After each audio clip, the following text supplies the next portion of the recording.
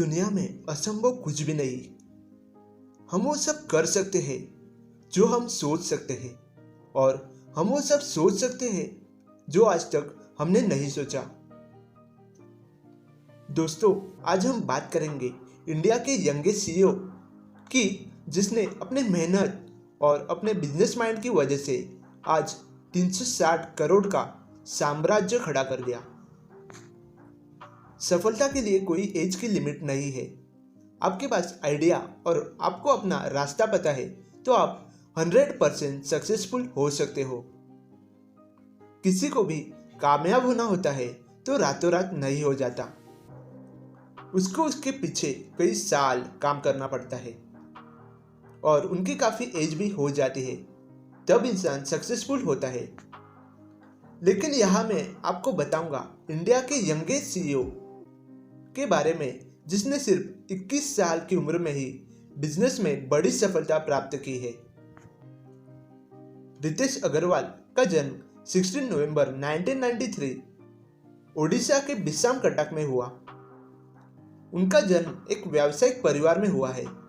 उनके परिवार में माता, पिता और 3 भाई बहन हैं। 12th तक की पढ़ाई उन्होंने अपने जिले की सैक्रेड हार्ट स्कूल में की। इसके बाद इन्होंने अपनी आगे की पढ़ाई के लिए आईआईटी में दाखिला लिया और इसकी प्रिपरेशन के लिए उनको राजस्थान के कोटा में जाना पड़ा। वहाँ वो सिर्फ पढ़ते थे और बाकी वक्त में ट्रैवलिंग करते थे। उनको ट्रैवलिंग और घूमने फिरने का बहुत शौक था। रितेश के माता पिता चाहते थे कि वो एक अच्छा इंजीनियर बने, लेकिन रितेश के दिमाग में कुछ और ही चलता था।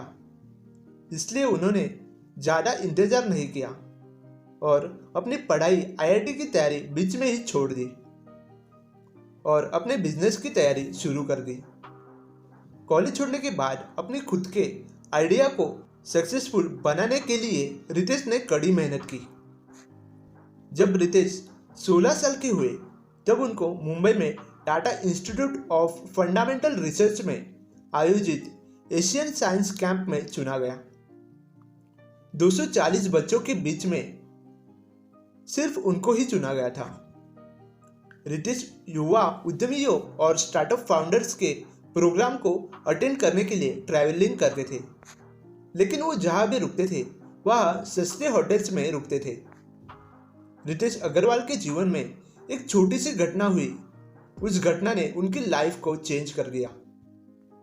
एक बार उनका दिल्ली स्थित घर अंदर से इंटरलॉक हो गया, इसलिए उनको सोने के लिए बाहर जाना पड़ा।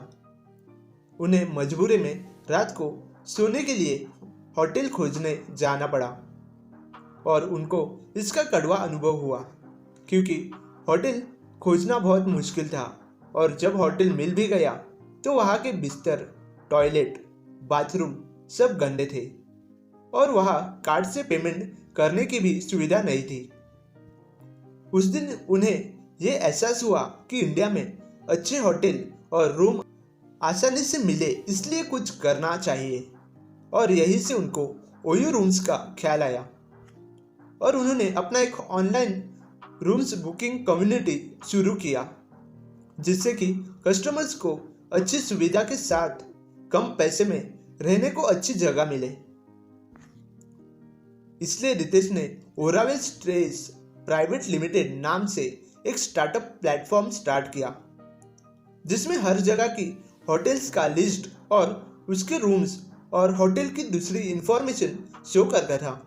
कुछ समय के बाद उनको अपनी कंपनी के लिए वेंचर नर्सरी से 30 लाख रुपए का फंड भी हासिल हुआ। अब रितेश के पास अपनी कंपनी को आगे बढ़ाने के लिए पर्याप्त पैसे भी हो गए थे। अब उन्होंने अपनी कंपनी के लिए और भी प्लानिंग के साथ काम करना शुरू कर दिया। पेपाल कंपनी के सह संस्थापक पीटर थेल के थेल फाउंडेशन द्वारा आयोजित थेल फेलोशिप में अपने विचार को प्रस्तुत किया और इसमें इनका 10वां स्थान प्राप्त हुआ। इसलिए उनको $1 लाख की धनराशि प्राप्त हुई। अब उन्होंने नए विश्वास के साथ वो और भी अच्छे से काम करना शुरू कर दिया। लेकिन कुछ समय के बाद उनकी कंपनी सफल होने के बजाय असफलता की ओर जाने लगी। उन्होंने अपनी कंपनी को फिर से खड़ी करने की बहुत कोशिश की, लेकिन वो नाकाम ही रहे। आखिरकार उन्हें इस कंपनी को अस्थायी रूप से बंद करना पड़ा। रितेश का स्टार्टअप बिजनेस असफल हुआ, लेकिन वो इससे निराश नहीं हुए। इन्होंने अपना बिजनेस क्यों असफल हुआ, इसके रीजन और बारीकी को ध्यान में रखकर 2013 में ओरावेल स्टेज को ओयो रूम्स के रूप में पुनः लॉन्च किया। द न्यूयॉर्क की सीबी इनसाइट्स ने ओयो रूम्स को उन कंपनियों में रखा जो भविष्य में सफलता का परचम लहरा सकती है। अब उनकी कंपनी का मकसद सिर्फ किसी होटल में कमरा मुहैया करना नहीं था, लेकिन होटल की मूलभूत सुविधाओं की गुणवत्ता भी था। अब कोई भी ओयो रूम्स में अपनी कंपनी को जोड़ना चाहता था, उसको पहले ओयो रूम्स के साथ वेरीफाई करना होता था, यानी उनकी कंपनी के कर्मचारी उस होटल में जाके कमरों और अन्य सुविधाओं को निरीक्षण करते थे। अगर वो होटल कंपनी के सभी कर्मचारी को सही लगता था, तभी वो ओयो के साथ जुड़ सकता है, अन्यथा नहीं। ओयो रूम्स के लॉन्चिंग के बाद अपनी कंपनी को सक्सेस बनाने के लिए उन्होंने ई कॉमर्स फर्म की सीईओ भावना अग्रवाल से मिले और उनसे कुछ सजेशन लिया। अब लोगों को आसानी के साथ किफ़ायती दामों पर बेहतरीन सुविधाएं मिलने लगी, इसलिए उनकी लिस्ट में होटल्स भी बढ़ने लगे।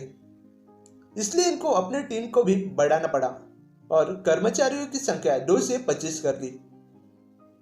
2014 में इनकी कंपनी में 2 बड़ी कंपनियों लाइटस्पीड वेंचर पार्टनर्स एवं डीएचजी कंज्यूमर पार्टनर्स ने 4 करोड़ रुपए का इन्वेस्ट किया।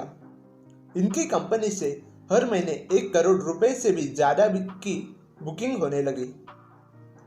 2 साल के अंदर अंदर ओयो रूम्स 15,000 से भी ज्यादा होटल्स की लिस्ट के साथ सस्ते दामों पर लोगों को कमरा और अच्छी सुविधाएं उपलब्ध कराने वाली कंपनी बन चुकी है। 2 जुलाई 2016 प्रतिष्ठित अंतर्राष्ट्रीय मैगजीन जेंटलमैन्स क्वार्टरली ने रितेश अग्रवाल को 50 most influential young Indians innovators की लिस्ट में शामिल किया। इनकी कंपनी में 1500 कर्मचारी काम करते हैं। दोस्तों, अगर आपको ये वीडियो पसंद आएगा तो प्लीज़ वीडियो को लाइक करें और चैनल को सब्सक्राइब करें।